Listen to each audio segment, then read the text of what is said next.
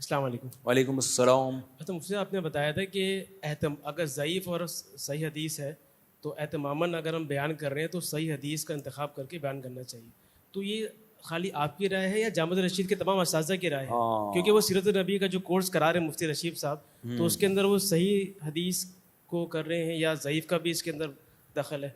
یہ تو مفتی رشید احمد خورشید صاحب سے ہی پوچھیں. میرا اپنا جو طرز عمل ہے وہ یہی ہے کہ میں حتی الامکان ضعیف حدیث کے بیان کرنے سے اجتناب کرتا ہوں. باقی اس بارے میں جمہور علماء کی رائے یہ ہے کہ کسی چیز کی فضیلت صحیح حدیث سے ثابت ہو تو اس کی فضیلت کو بڑھانے کے لیے ضعیف حدیث بیان کرنے میں کوئی حرج نہیں ہے. لیکن اس میں غلطی یہ ہوتی ہے بعض دفعہ اس عمل کی فضیلت صحیح حدیث سے ثابت ہی نہیں ہوتی, عمل کو ثابت کرنے کے لیے ضعیف حدیثیں پیش کی جا رہی ہوتی ہیں. تو یہ غلط ہے بھائی, عمل پہلے صحیح حدیث سے ثابت تو ہو نا. تو میرا تو اپنا یہی معمول ہے کہ میں حتی الامکان اس کی کوشش کرتا ہوں. بائی مسٹیک کبھی ضعیف حدیث ہو بھی جائے, مجھے کوئی اطلاع دے تو میں رجوع کر لیتا ہوں اس سے. جامع الرشید کی رائے تو وہی ہے جو جمہور کی رائے ہے, اور جو وہ مضبوط رائے ہے کہ فضائل میں ضعیف حدیث سنائی جا سکتی ہے. تو جامع الرشید نے یہ تو نہیں کہا کہ سنانا واجب ہے.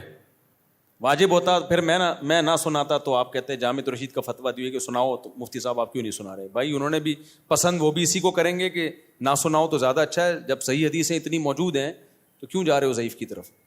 لیکن جامع الرشید فتویٰ تو وہی دے گا نا جو دلائل کے لحاظ سے, کیونکہ ضعیف حدیث موضوع نہیں ہوتی, من گھڑت نہیں ہوتی. ضعیف کا مطلب یہ نہیں ہوتا کہ بالکل ہی ہے, ایسا امکان ہی نہیں ہے. بھائی اس میں ہوتا ہے کہ ہو سکتا ہے نبی نے فرمایا ہو, لیکن بہت زیادہ مستند ذریعے سے ہم تک وہ بات نہیں پہنچی ہوتی.